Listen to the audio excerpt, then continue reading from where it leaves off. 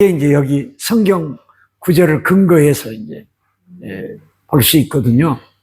그러니까 이제 마태복음 26장 26절 27절에 보면 예수님이 떡을 먼저 떼어 주시고 그 다음에 잔을 축사하며 주셨어요. 그러니까 우리가 떡 먼저 잔 후 이렇게 이제 되는 거죠. 네. 그 다음에 마가복음 14장 22절 25절에서는 또 똑같이 떡잔이에요. 근데 누가복음에 가보게 되면 22장 17절로 20절에 잔, 떡, 잔 이렇게 돼 있어요. 모르셨죠? 그죠? 네. 근데 이제 고린도전서 11장 23, 25절에 가면 떡잔이에요. 그래서 결국 떡잔이 맞다. 그렇게 본 거죠. 그러면 이제 그것도 우리가 어떻게 해야 되는가? 먼저 떡을 취하세요. 받으신다는 거죠. 그래서 이거를 우리는 뭐라고 표현할 수 있냐면 봉헌이다 이럴 수 있어요. 예, 봉헌. 봉헌. 예. 하나님께 드리는 거죠. 그러면 이 떡을 되게 어떻게 준비했을까 싶죠? 예. 초대교회가 어떻게 준비했을까요?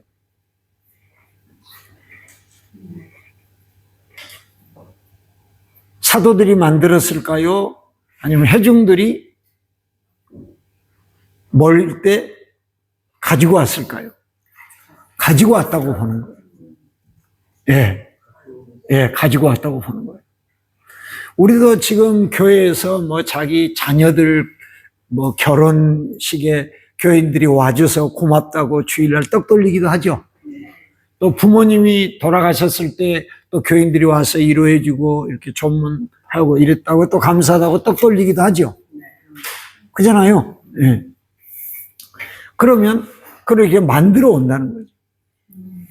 그러니까 원칙은 교회에서 성찬식을 지금은 하면 교회가 준비하잖아요. 목사님들이 기독교 서점이나 이런 데 가가지고 그 전병을 사오거든요. 동그랗게 된 거를 되게. 그게 카톨릭식이에요. 그게 우리 쪽에서 만든 게 아니고 카톨릭 쪽에서 쓰는 거예요. 그걸 우리가 사다 쓰는 거예요. 네. 그러니까 성도들이 준비해 가지고 와서 하나님 앞에 봉헌하는 거, 드리는 거예요. 그러면 그때 이제 성찬 성례제를 집례한 목사가 그걸 받는 거죠? 받아가지고. 그죠? 그게 이제 떡을 취하고, 그럼 받았으니까 그 떡을 놓고 어떻게 해야 돼요? 감사기도 하는 거예요. 그 떡을 들고 하든지, 놓고 하든지, 감사기도를 하는 거예요. 오늘 우리에게 이 거룩한 식사를 함께 하게 해주셔서 감사합니다. 우리 죄를 십자가에서 대속해 주셔서 우리가 그 은혜를 생각하며 이 식사를 함께 하게 해주셔서 감사합니다. 또 이곳에 화채설은 아니고 공제설도 아니지만 하나님의 영이 임재해 주시기를 간구하는 거죠. 그죠? 네. 그 다음에 이제 뭘 하냐? 말씀을 하는 거예요. 그게 대개 보게 되면 이 고린도전서 11장을 가지고 해요. 떡을 깨는 게 예. 머리에서 이렇게 네, 네. 그거 이제 제가 또 설명할게요. 예, 예. 예. 저거를 대개 이제 고린도전서 11장 저 부분을 뭐라고 표현하냐면 제정사라 그래요. 예, 제정사. 그래서 이제 이 지금 성찬식을 하는 데에 가장 적합한 말씀이라고 생각하고 이제 낭독을 하는 거죠. 예. 그거를 되게 해요, 목사님들이. 그런데 이제 예를 들면 이 시간에 아까 보셨나요? 책. 예. 책이 지금 어디쯤 가고 있나요? 예, 마지막 다 보셨군요. 예. 그러면 여기에 있는 내용을 1장을 예를 들면 하면 어떠냐 이거죠. 제 생각은. 슬픈 기억의 밤, 예수께서 우리를 위해 배반당하셨던 밤, 그분 당신의 죽음을 담은 의식을 남기셨도다. 떡을 드사 감사 기도를 올리시고 쪼개셨도다. 그리고 자신을 저들을 위해 베푼 마지막 유산으로 주셨도다. 당신의 사랑이 진하게 배어있는 이것을 받으라, 먹으라, 나의 몸이라, 이를 내게 주노라. 너희를 위해 생명, 평화, 사죄, 거룩, 그리고 하늘을 샀노라. 이것으로서 내 사랑의 간절함을 보여주나니 너에게 준 이 소중한 유품을 받으라. 나의 친구들이여, 그럼으로써 나를 기억하라. 당신의 손에 잔을 드사 이 성사적 잔치를 영화롭게 하셨도다. 사랑의 시선 가득 눈 맞추시고 감사로 구별된 잔을 주셨도다. 너희 모두 마시라, 그분 말씀하셨다. 죽은 자를 진지하게 기억하며 이는 나의 피라, 나의 은총이 약속된 영원한 새 계약 위에 이로 서명하노라. 내가 기쁨으로 흘린 피, 너희와 모든 더러워진 인류를 위해 이 피로 너희 죄가 용서받았음을 선언하노라. 이 피로 너희를 그분 나라에 들게 하는도다. 내가 모두에게 유산으로 남긴 이 은총을 이 거룩한 기념들 안에서 받으라. 그리고 내 구원자의 죽음을 생각하며 나를 따르는 자들이여, 나를 위해 이 일을 행하라. 그 애타는 사랑으로서 모두에게 영생을 남긴 나를 위해. 이게 1장이에요. 첫 번째 성찬성례는 찬성이에요. 여러분이 이 내용을 더 알고 이 내용을 묵상하고 그러면 더 은혜가 되지 않겠어요? 예. 여러분은 어떠신지 몰라도 저는 한 장 한 장을 이렇게 대할 때마다 정말 감동이에요. 예. 지금 우리가 성찬은 안 했지만 저는 이거를 낭독하면서도 이 성찬 성례전에 대한 주님이 나를 위해 죽으시고 부활하시고 그러면서 내 죄를 사하노라 선언해 주시는 그런 은혜를 체험하는 거예요. 그러니까 시간 빨리빨리 하려고 막 이렇게 돌아다니면서 이렇게 하는 그런 그냥 단순한 어떤 기념이 아니라 인도자가 광고에서부터 그 의미를 정확히 이렇게 하고 하는 게 좋다는 거죠. 그리고 이제 5번째 나누어 주신 겁니다. 그런데 이제 이 과정에서 뭐가 있냐면 떡을 뗄 때, 이제 하나의 떡을 따로 준비하는 게 보통이에요. 그러니까 이제 교인들이 많으면 그거를 일일이 또 잘라갖고 이렇게 그 시간이 안 될 수 있으니까 세레모니로 하나를 가지고 이렇게 이제 찢는 거죠. 이것도 할 때 좀 천천히 하시는 게 좋아요. 다 보일 수 있도록 들고. 그래서 우리 주님이 우리를 위하여 이렇게 찢기셨도다. 이거를 이제 의미하는 거죠.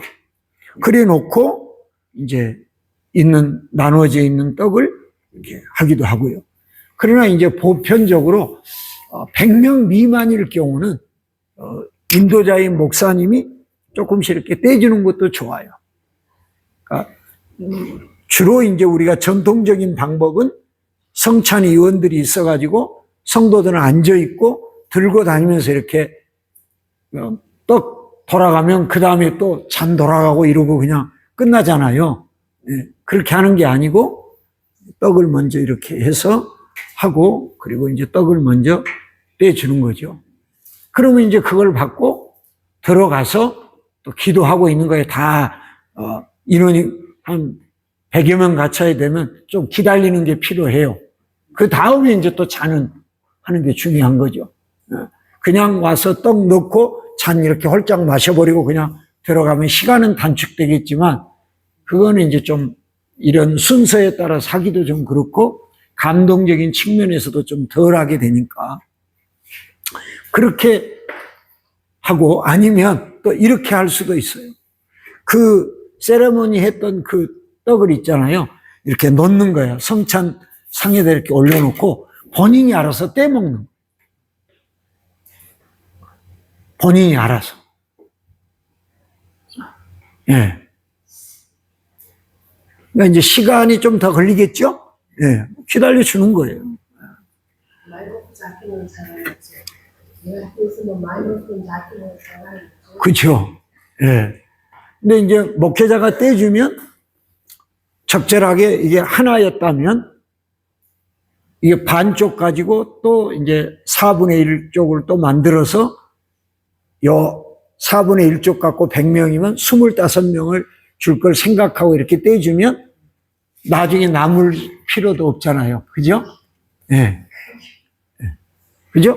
나중에 있는 사람은 조금 덜 먹든지 어쩔 때는 조금 더 먹을 수도 있고, 예. 처음에 많이 떼줬으면 나중 먹는 사람들은 조금 줄 거고, 예. 처음에 조금씩 줬으면 나중 좀 많이 먹겠죠. 예. 근데 그 차이는 그렇게 중요하지 않으니까. 예. 그렇게 하면 이제 일단 떡이 끝나는 거예요. 그 다음에 이제 잔을 취하는 거예요. 이 잔도요, 그 포도주를 성도들이 만들어서 담그는 거죠. 예. 그래가지고 성찬식에 이렇게 봉헌하는 이런 것을 하게 하는 것도 좋아요. 그런 또 달란트가 있는 분들이 계시거든요. 요즘 뭐 집에 효소 같은 거 이런 거 잘 만드는 사람들 있잖아요. 예.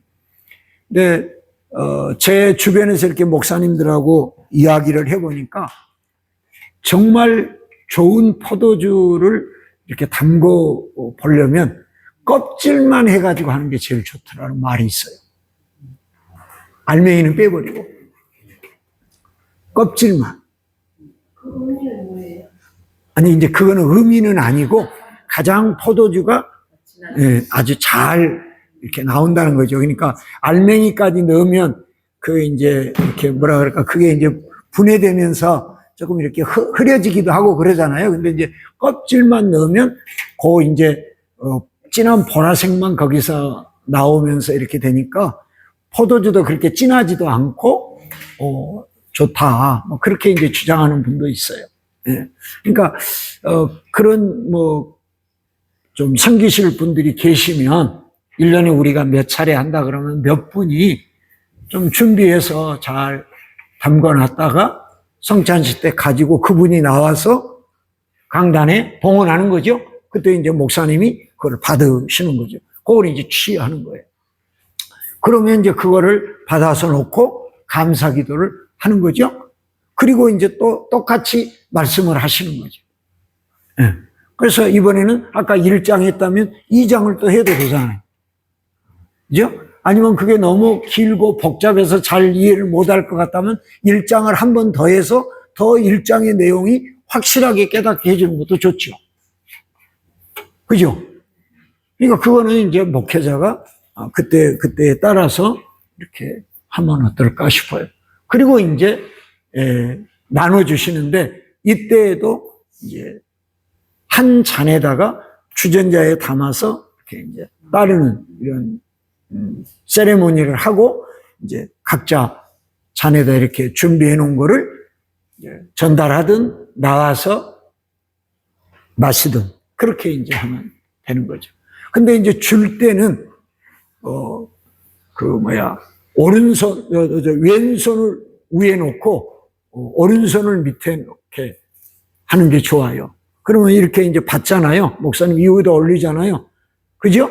그러면 이제 오른손으로 딱 잔을 들고 이렇게 마시기 좋으니까. 예. 물론 왼손잡이는 반대로 해도 되겠지만 보편적으로 오른손잡이가 많으니까 그렇게 하면 회중도 이것도 헷갈릴 수도 있거든요. 그러니까 꼭 우리가 절할 때 오른손이 올라가고 내려가고 이런 의미는 아니고 자연스럽게 오른손잡이가 왼손 위에 올라가 있으면 오른손잡이가 이렇게 잡고 마실 수 있잖아요. 흘리지 않도록. 이게 이제 예수님의 보혈을 의미하고 살을 의미하니까 뭐가 됐든 떡의 종류도 막 흘리거나 이러지 않도록 조심해서 주님의 그 살과 피를 생각하면서 먹고 마시게 그렇게 이제 안내를 해 주는 것이 좋죠. 그래서 이제 그렇게 잔을 줄 때는 그렇게 올려주죠. 떡이나 포도주를 손에다 주는 경우는 되게 그렇게 해서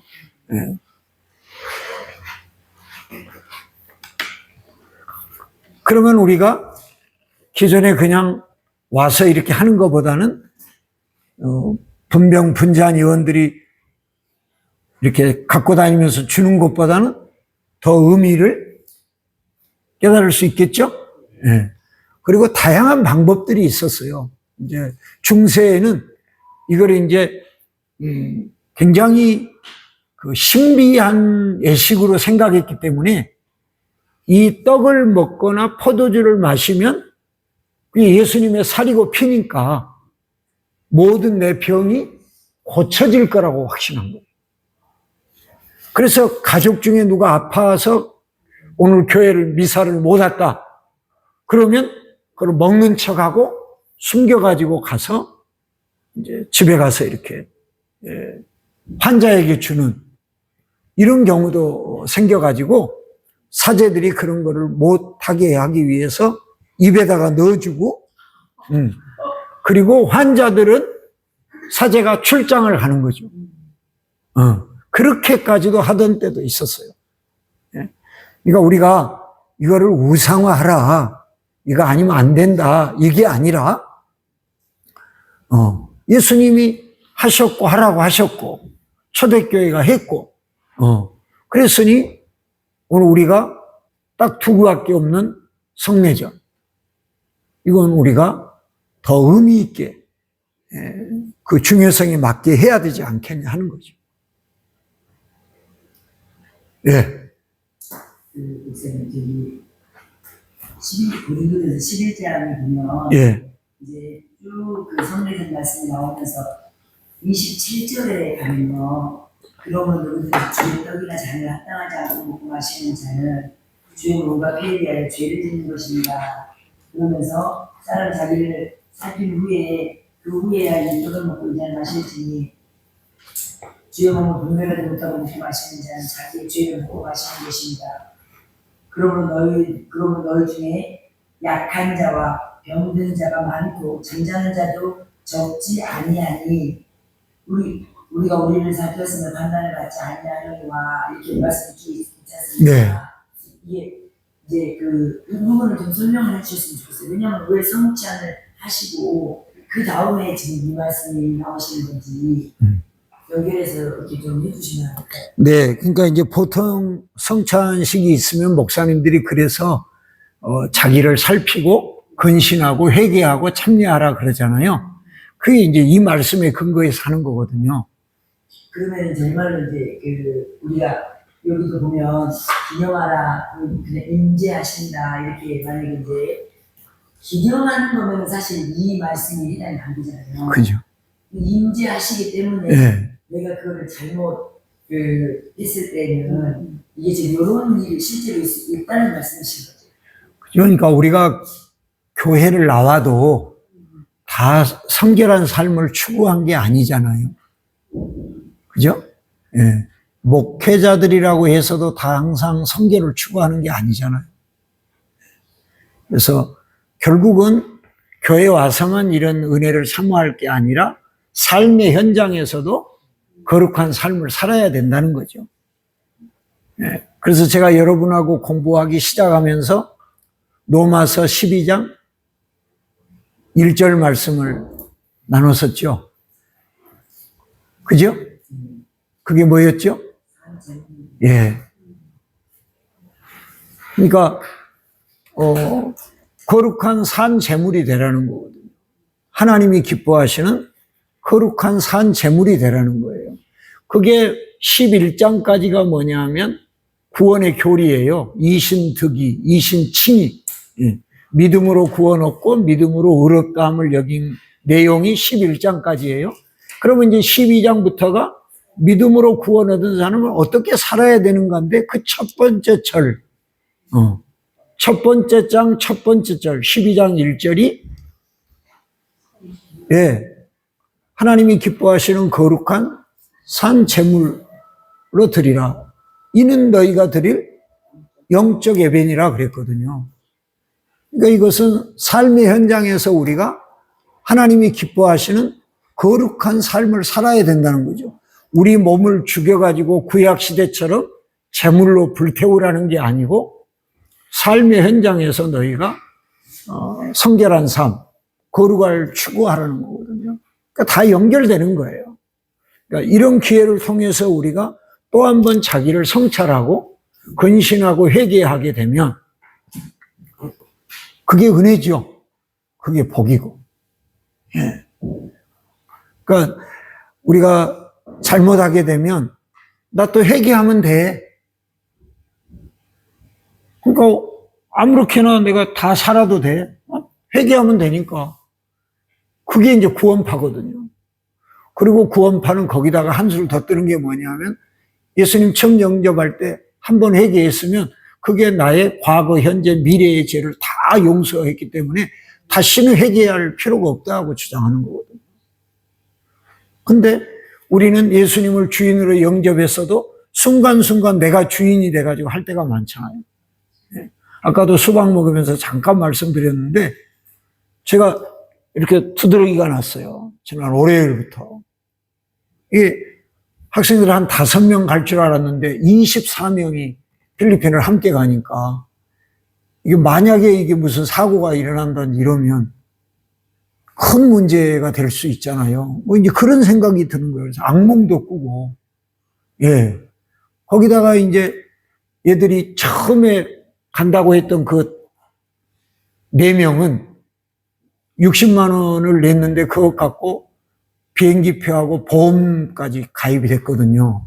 그러니까 이제 20만 원씩이 남은 거예요. 60만 원에서. 근데 나중에 간 애들은 자꾸 비행기 값이 올라가지고 40만 원대, 심지어 최근에는 50만 원대가 나오는 거예요. 그럼 50만 원대는 몇만 원밖에 안 남잖아요. 60만 원에서 50 몇만 원을 빼면. 그걸 가지고 4박 5일 동안 먹고 자고 다 해야 되는 거기서 이동하고 뭘 다 해야 되는 거예요. 그 60만 원에서 또 아이들이 여름 성경학교 수련해야 되니까 교재 준비해야 되잖아요. 그런 거 사야 되잖아요. 게임하고 하니까 그런 뭐 게임할 그런 도구들도 다 사야 되고. 그러니까 이게 두 가지가 저한테는 이제 스트레스가 된 거죠. 그래가지고 계속 힘이 들어서 그런지 이게 난 거예요. 근데 이제 갈 날은 다가오는데 더 이상 번지지는 않는데 여기만 딱 이래요, 여기하고. 다른 데는 아무 이상이 없는데. 그래서 할 수 없이 이거 필리핀 가서도 이러면 안 되니까 피부과를 갔더니 의사가 나보고 딱 보더니 스트레스 받으셨어요, 이러고. 나는 스트레스라고 상상을 못하는 거야. 베트남에서 혹시 내가 뭘 잘못 먹었나? 그러기만 했지. 근데 4번 먹을 약을 주더라고요. 자기 전에 먹는 약까지.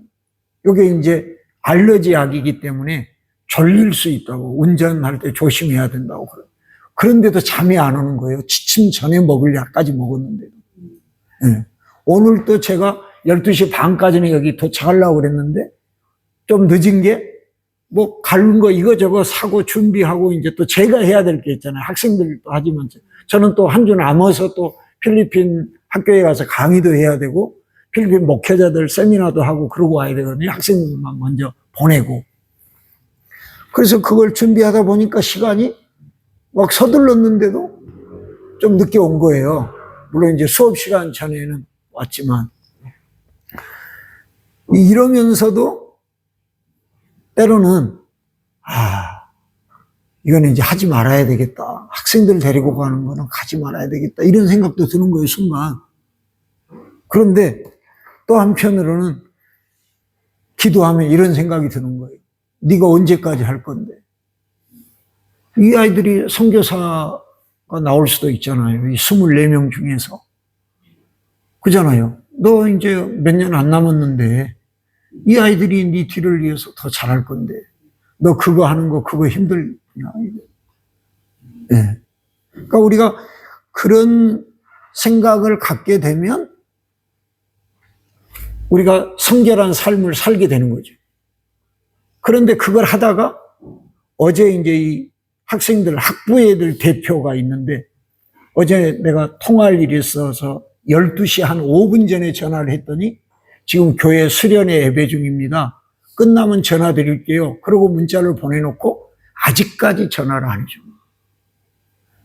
마지막 내가 오다를 내리고 또 내가 내렸던 걸 보고를 받고 그러고 나는 하루 먼저 가거든요. 내가 가서 다 준비해놔야 되니까.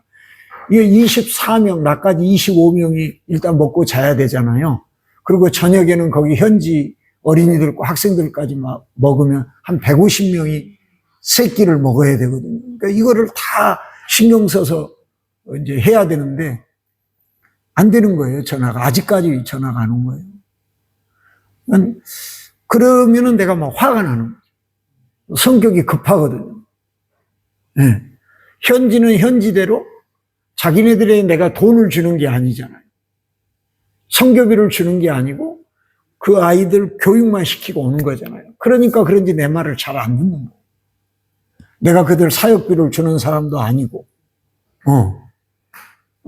그러니까 거기에도 화가 나고 여기에도 화가 나고 나는 이게 뭔가 이런 생각도 하고 쉬면 이런 일도 없을 텐데 편하게 그냥 쉬어도 되는데 이제 은퇴까지 했으니까 내가 언제까지 이걸 해야 되나 이런 생각도 하는 거예요. 그러니까 이런 것이 결국은 인간이기 때문에 한편으로는 감사했다가 또 한편으로 화가 나고 한편으로는 계속해야지 그랬다 한편으로는 그만둬야지 이런단 말이에요. 우리가 제가 평신도가 아니고 목사고 신학과 교수로 정년까지 한 사람이잖아요. 그런데도 이러면 우리들의 삶 속에서 직장생활하고 사업하고 뭐 또 시부모와 갈등이 있고 부부간에 갈등이 있고 얘들이 속썩이고 이러면 이게 화병도 생기고 그죠?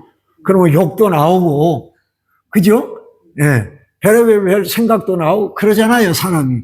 그러니까 이제 이런 과정을 통해서 아니지. 내 죄를 위해 주께서 이렇게 당하셨는데 내가 이 잔을 받으려면 내가 이 떡을 먹으려면 내가 이것은 여기서 이게 아니라 영원한 하늘의 잔치에 내가 참여하는 자가 됐는데 이렇게 생각하면 우리가 또 이해가 되고 용서가 되고 그거는 그 학생의 어떤 성품 아닐까. 그래도 제가 이제 꾹꾹 참고 직접 만나서도 이야기를 하고 전화로도 이야기하고 앞으로 사역을 하려면 부교육자로 이제 출발할 텐데 담임 목사에게 이렇게 하면 너 제대로 사역할 수 있겠냐? 혼만 날 거다. 이번 기회를 통해 고쳐라. 전화를 항상 너는 지금 학부 학생들 20명의 대표니까 켜놔라. 그리고 바로 연락을 해라. 그랬는데 지금 어제 12시 오전 난 12시 전에 전화를 했고 문자로 수련회 예배 중이니까 끝나면 전화하겠습니다. 아직까지 안 온단 말이에요. 24시간이 지났는데. 그게 이게 이럴 때는 인간이기 때문에 예. 근데 우리가 또 이 생각하면 주님은 죽기까지 하셨는데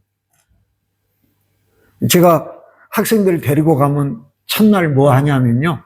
세족식을 해요. 이번에는 24명의 발을 제가 씻겨야 돼요.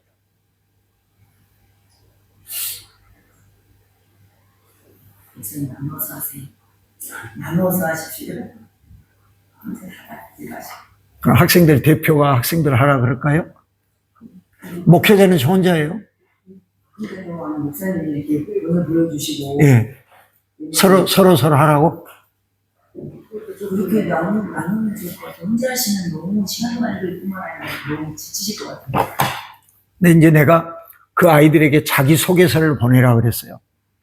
자기소개서를 보내고 자기 비전을 보내고 자기 기도 제목을 3가지 보내라. 그래서 이제 그거를 보고 그 아이에게 맞는 말씀이나 멘트를 해주면서 세족식을 해주려고 하는 거죠. 예. 그러니까 이거를 다른 사람에게 못 맡기는 거죠. 예. 시간이 좀 걸리더라도 그래서 제가 하려고 하는 거죠. 학생들을 데리고 와서 그걸 해줄 때에 놀라운 변화들을 보거든요. 예. 정말 여러분 한번 생각해 보세요. 여러분이 학교 다닐 때 담임 선생님이나 대학의 교수가 여러분의 발을 씻겨준 적이 있는지.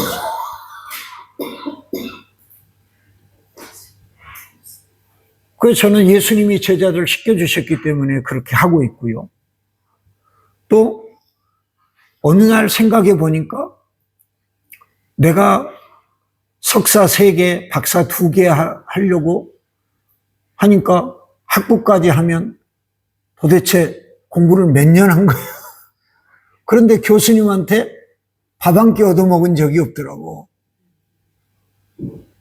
그래서 그거를 깨달은 날부터 이제 학생들, 물론 학교 식당, 학교 근처니까 몇천 원, 비싸봐야 한 돈 10,000원이긴 하지만 밥 사주는 거예요. 네.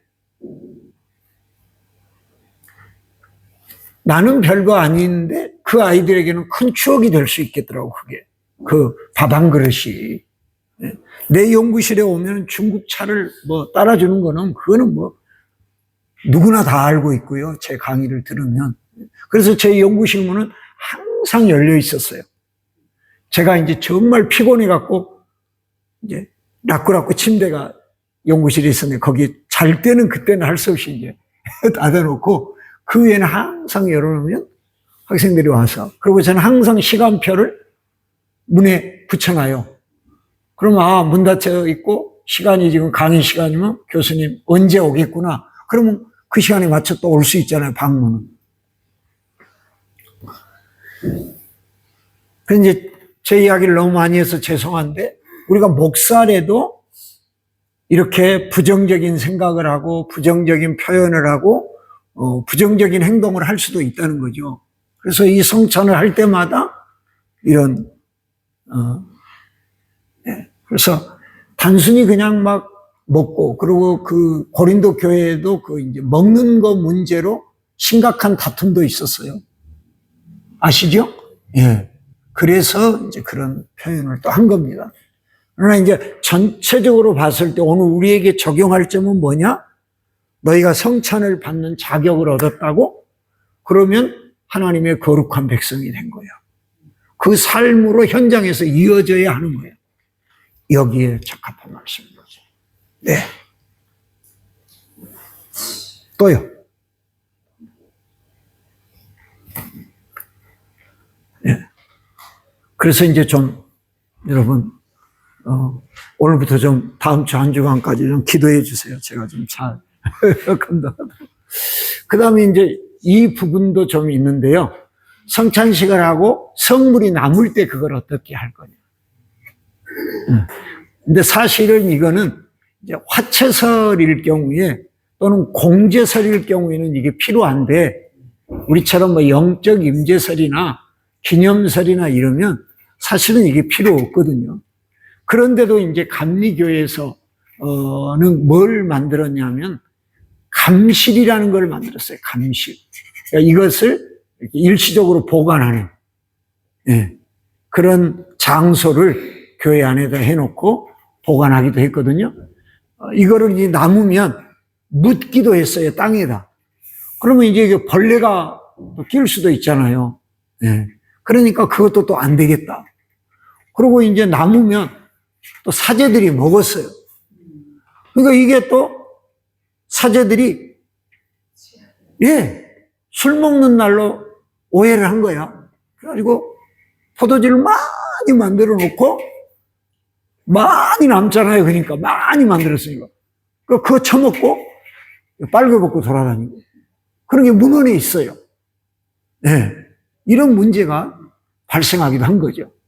근데 사실은 지금 우리는 이제 그날 예상 인원을 어느 정도 예측할 수 있잖아요. 그러니까 그렇게 많이 남지가 않지요? 예, 그러니까 그렇게 큰 문제는 없는데 그렇게까지 했다. 그런 게 있었다. 그 정도 여러분이 아시면 되지 않을까 싶어요. 예. 아까 제가 말씀드린 것처럼 중국은 가보니까 전 이렇게 하나 붙여갖고 하더라고요. 전 이렇게 하나 붙여가지고 그걸로 이렇게 이제 떡을 떼고 요걸 한 다음에 이제 그 다음에 또 한번 자르면 이제 4분의 1쪽이 되잖아요. 그러면 중국은 보통 한 50명 내외가 모이거든요. 예. 왜 그러냐면 더 많이 모이면 이제 보안상 문제가 되기 때문에 그러면 이제 그 한쪽 갖고 한 12, 명씩 이렇게 나눠주면 그게 이제 딱 끝나는 거죠. 예. 그래도 그 남는 거, 남는 거 있잖아요. 그 남는 기체를 어떻게 하면 좋을지 그런 생각 항상 있었거든요. 예. 어떻게 해야 될까? 그러니까 이제 거의 안 남게 하는 게 좋고요. 예. 예. 남으면 그거 이제 조금 더 남으면 목회자들이 그냥 드시면 좋을 것 같아요. 예. 그리고 이제 포도주가 이제 포도주냐 주스냐 요 논쟁이 또 있었습니다. 예. 왜 그러냐면 교회가 금주 운동을 했는데 성경은 포도주인데 포도 주스를 주니까 이게 문제가 있다고 생각한 거죠. 그래서 이제 이런 또 창의적인 생각이 나왔던 건데 뭐냐 하면 제가 한 게 아니고 우리 선배들이 한 건데 예수님이 십자가에 못 박히셔서 피가 흘렀죠? 옆구리를 찔르니까 어떻게 됐나요? 그죠? 피뿐만이 아니라 물까지 나왔거든요. 그래서 포도주에다가 물을 탄 거예요. 예수님 피만 흘린 게 아니고 물까지 쏟으셨거든요. 의학적으로요, 물이 나오면 생명이 끝났다는 거래요. 의학적으로도.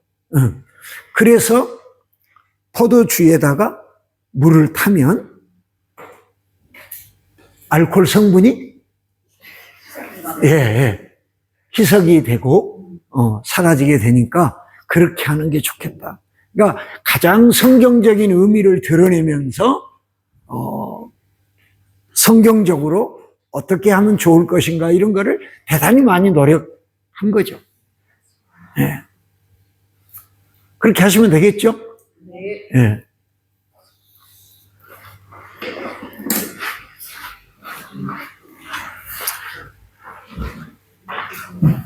요거는 뭐 안 하셔도 될 것 같고요. 예.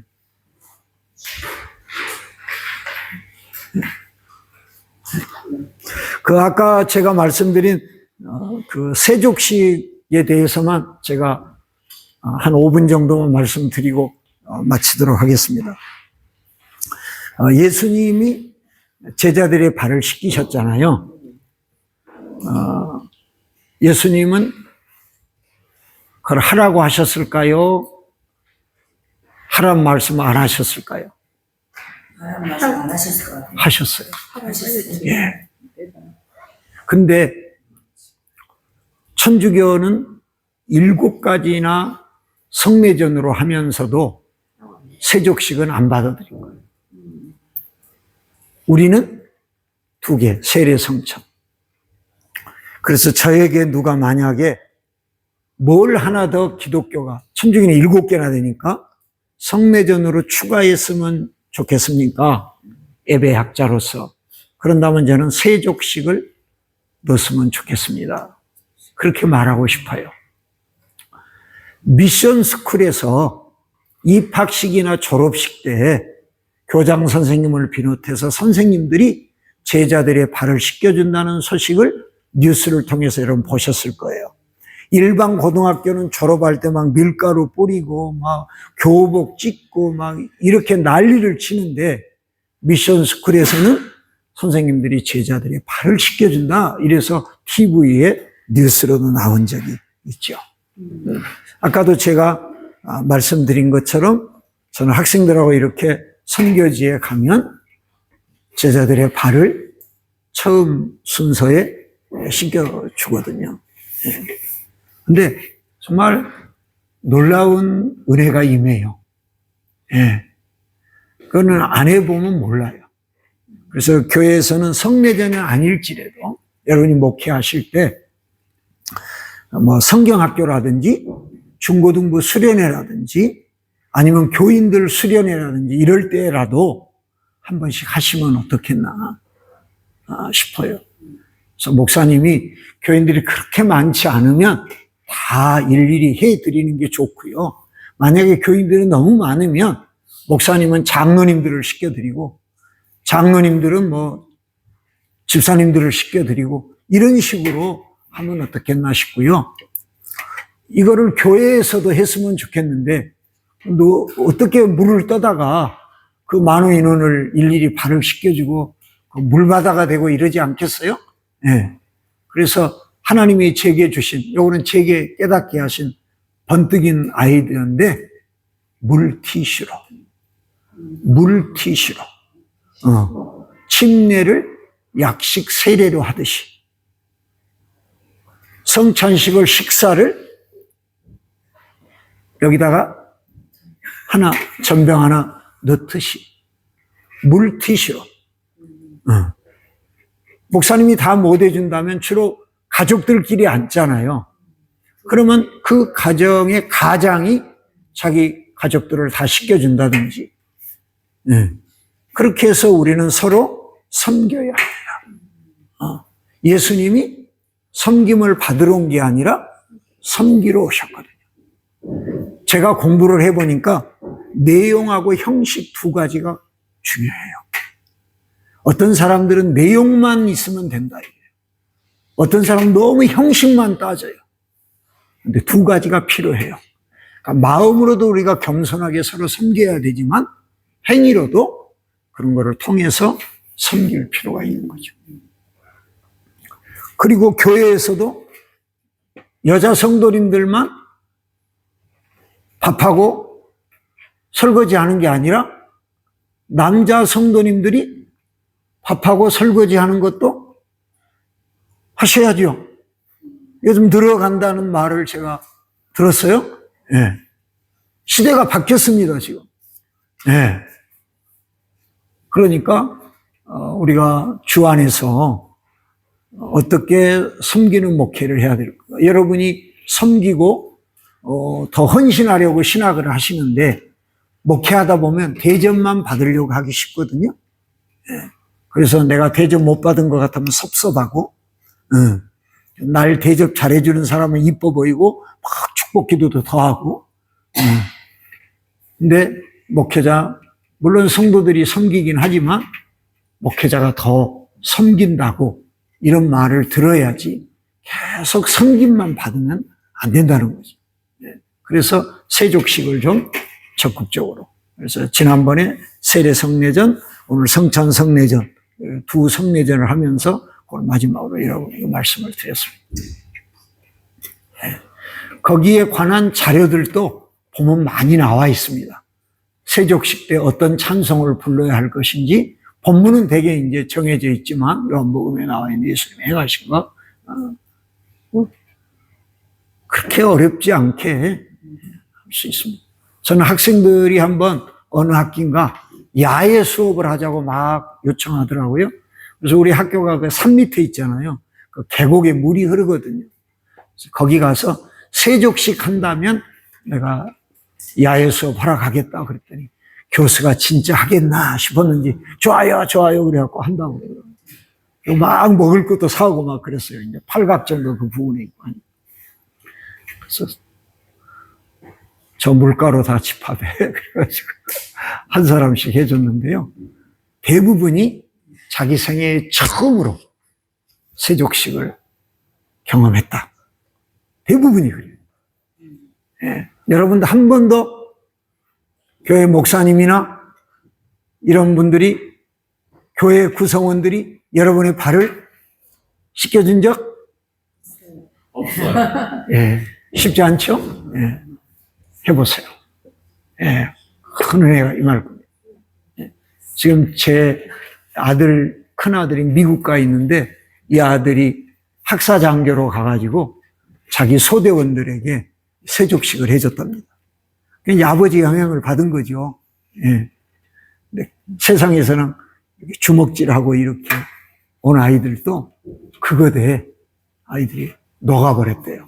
한 번도 이 세상에 살면서 자기를 귀중한 존재로 누가 여겨주지 한 번도 못했는데 이거 하나 달고 왔는데 소위를 보면 하늘로 보일 수 있잖아요. 군대에서는. 그런데 발을 씻겨주니까 군대에서 상상하기 어려운 환경이잖아요. 그래서 여러분이 꼭 해보세요. 질문이 있으면 받겠습니다. 네. 없으시면, 네, 마치겠습니다. 수고하셨습니다. 네.